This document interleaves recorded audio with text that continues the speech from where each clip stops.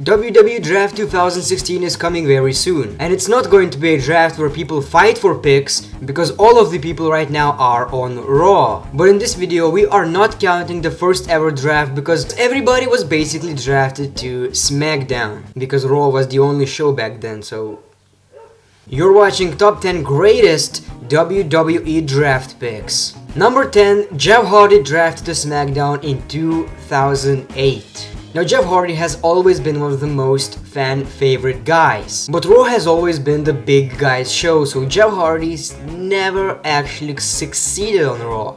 He was the Intercontinental Champion, but fans wanted more. So when Jeff Hardy got drafted to SmackDown, he became the World Heavyweight Champion and the WWE Champion on SmackDown brand. Number 9, Chris Benoit to ECW in 2007. The third brand was started in the WWE known as ECW. And I'm not talking about this ECW, I'm talking about this and this.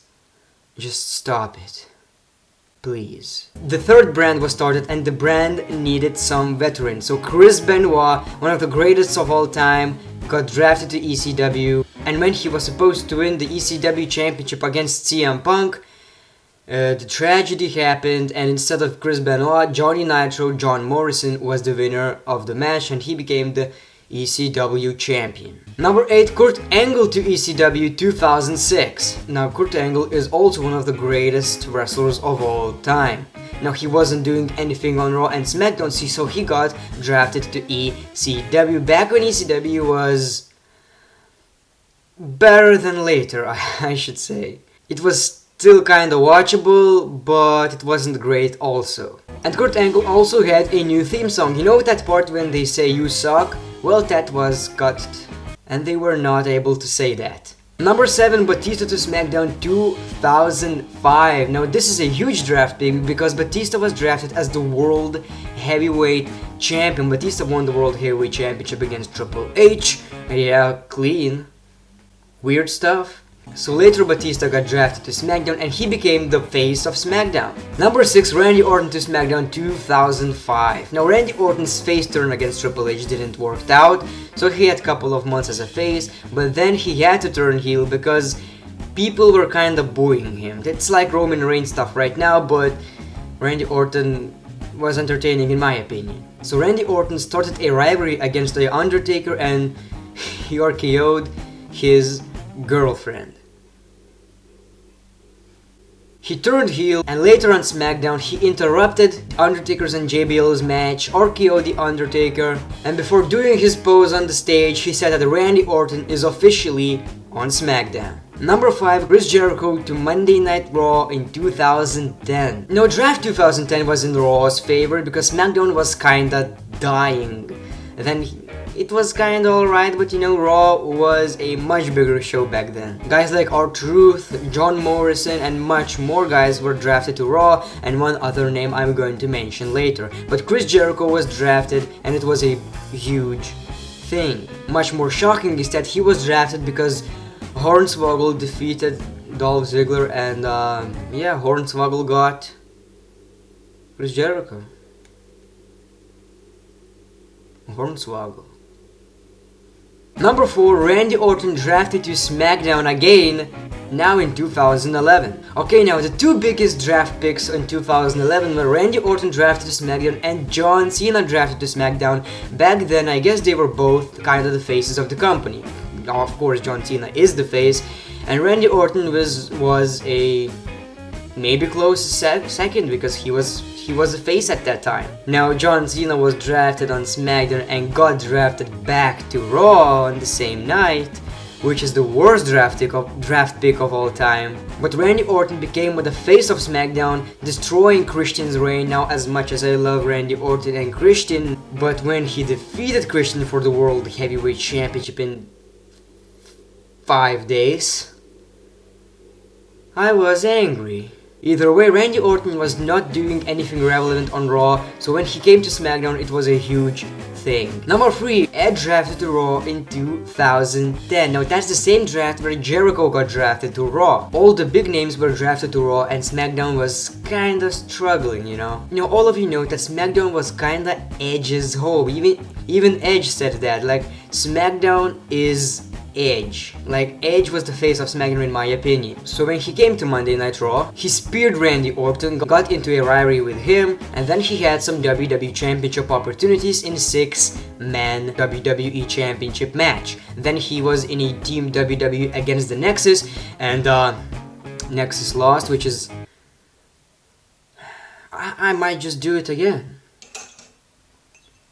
Cup of logic. Either way, later Edge got traded back to SmackDown and he became the World Heavyweight Champion right here. Number 2, Triple H to SmackDown in 2008. Now in 2005 or 4, Triple H was drafted to SmackDown, but he got traded on the same night back to Monday Night Raw. But this time Triple H got drafted and the whole thing happened where all that stuff fell on Vince McMahon, and that was, I don't know, just weird stuff, who cares. But it was very huge, and Triple H was the WWE Champion at the time, if I'm not mistaken, because he held the WWE Championship on SmackDown, so I guess the World Heavyweight Championship moved to Raw, I guess. And number 1, John Cena to Monday Night Raw 2005. Now it might sound weird right now, but John Cena was very likable back in 2005 on SmackDown. His gimmick was very unique and new at that time. He became the WWE Champion by defeating JBL and debuted this new championship, the spinner belt, which spins. Doesn't make you look like a kid, no, it's very manly. Either way, in 2005, he got drafted to Monday Night Raw, interfering Christian and Tomko, and he beat the shit out of Christian. It was one of the most memorable WWE Draft picks of all time, so it has to be number 1. Now in 2016 July, we want to have that kind of draft pick where 2 people fight and the winner gets a draft pick or something like that.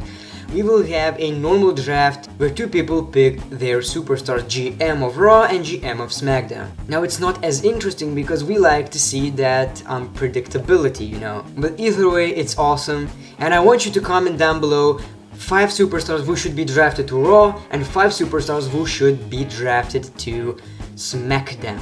Now if you want to support the channel, make sure to like, subscribe and share. And comment. I've said what you have to comment, don't forget that. You can also add me on Twitter because during Monday Night Raw and pay-per-views I like to chat with my subscribers. And most of the time I reply if you leave me anything. Like on Twitter, on the YouTube I like to reply to comments. I used to reply to every single one of them. But now I get so much of these, so it's kinda hard, you know. So if you post anything on Twitter, it's more likely that I will write you back.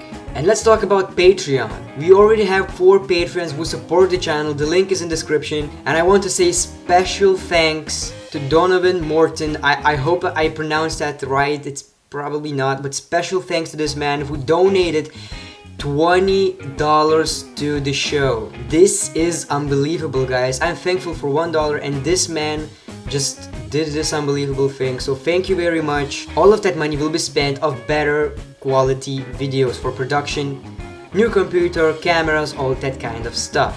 And when you donate $20, you can choose what video I should do next. So this man wanted me to do 10 moments in wrestling that define your childhood. Now I will be doing this video, but I need to think of some of the moments. I will either do this video or a video where I talk about how I got into wrestling and one of my favorite moments in wrestling history. You know, how I basically started watching wrestling and all of that right into this point. Now, whether you want to see this video or top 10 moments that define my childhood, let me know in the comments below, please, don't forget that. And if you want to support the channel as well, make sure to go to the Patreon, it's in the link in the description, follow me on Twitter, and all that kind of bullshit. The great one, peace, love, and hugs, it's been a pleasure.